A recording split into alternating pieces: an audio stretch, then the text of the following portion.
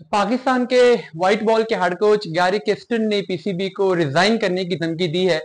ये धमकी किन तीन प्लेयर्स के मामले पे दी गई है, इसकी वजह क्या है, बैकग्राउंड क्या है, और इसमें एक सिलेक्टर का नाम भी आ रहा है। ये सिलेक्टर वाली स्टोरी क्या है और पीसीबी ने इस धमकी पर क्या रिस्पॉन्ड किया है, इसकी जो डिटेल्स हैं वो मैं आपसे शेयर कर देता हूँ।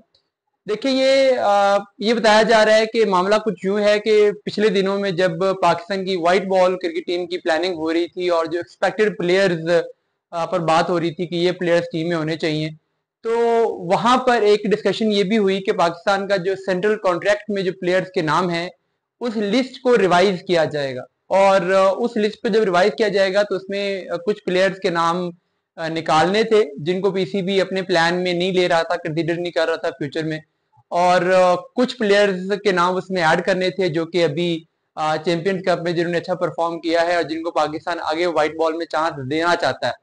लेकिन कुछ प्लेयर ऐसे भी थे जिनकी कैटेगरीज रिवाइज होनी थी और उनमें कुछ सीनियर प्लेयर्स भी थे।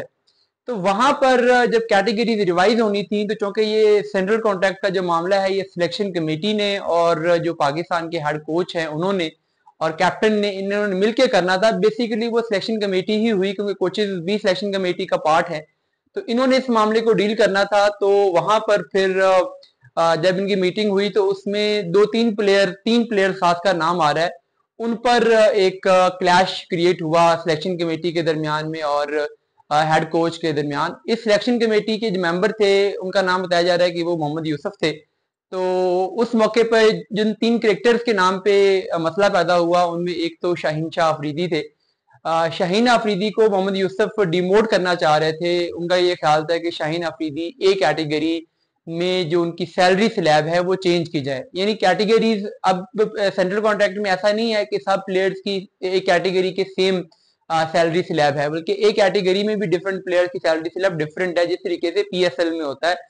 प्लेटिनम के जो प्लेयर्स हैं वो सब बराबर पैसे नहीं ले रहे होते। इसी तरीके से जो पाकिस्तान में ए प्लस कैटेगरी और ए कैटेगरी है तो उसमें भी जितने प्लेयर्स हैं वो सब बराबर पैसे नहीं ले रहे हैं। तो शाहीन अफरीदी की कैटेगरी डिमोट करने का मतलब ये था कि उनकी सैलरी स्लैब कम की जाए और उनको जो कॉम्पनसेशन है वो रिड्यूस की जाए।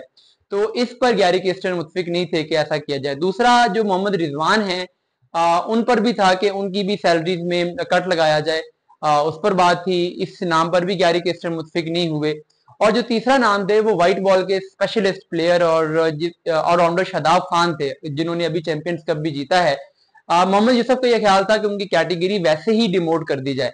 तो इन तीनों प्लेयर की कैटेगरी चेंज करने या इनकी सैलरी कम करने पर गैरी किस्टन मुतमिन नहीं थे। उनका यह ख्याल था कि ये पाकिस्तान टीम के इंटीग्रल पार्ट है और इनकी सैलरीज कम करना जो है वो नेगेटिव मैसेज कन्वे करेगा। तो गैरी किस्टन इस बात पे अड़ गया कि नहीं, ये नहीं होना चाहिए। उस सिचुएशन में फिर ये कहा जाता है कि मुलाकात हुई एक मोहसिन नकवी की और गैरी किस्टन की। तो गैरी किस्टन ने उसमें ये कहा कि अगर मुझे सिलेक्शन के मामलात में और सेंट्रल कॉन्ट्रैक्ट और इन प्लेयर्स की जितनी भी मैनेजमेंट के मामलात है, अगर आप उनमें मुझे इख्तियार नहीं देना चाहते तो मैं रिजाइन कर देता हूँ। क्योंकि मैं इस तरीके से लिमिटेशंस में बाउंड्रीज में रहकर डिलीवर नहीं कर पाऊंगा, क्योंकि चीजें बहुत ज्यादा मैनेज होने वाली हैं। तो मुझे अगर इन चीजों पर अपना वीटो मुझे पावर नहीं मिलेगी तो फिर मैं ये डिसीजन कंटिन्यू नहीं कर सकता। तो वहां पर फिर मोहसिन नकवी ने इंटरफेयर किया और उन्होंने उनको उनकी बात मनवाई।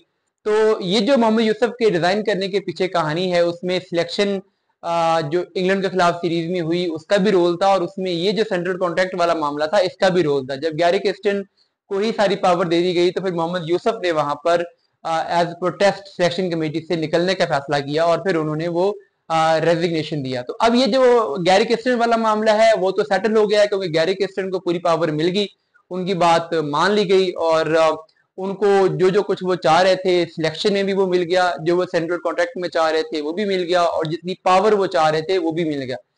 अभी चैंपियंस ट्रॉफी तक वो इस पूरी पावर को एक्सरसाइज करेंगे और अगर चैंपियंस ट्रॉफी तक भी वो रिजल्ट डिलीवर नहीं कर पाते तो फिर वो ये नहीं कह सकते कि मुझे टाइम कम मिला या मुझे पावर कम मिली या मुझे अथॉरिटी कम मिली। तो अब ओनस जो है वो गैरी किस्टन पे है कि वो कितने अच्छे रिजल्ट्स डिलीवर करते हैं।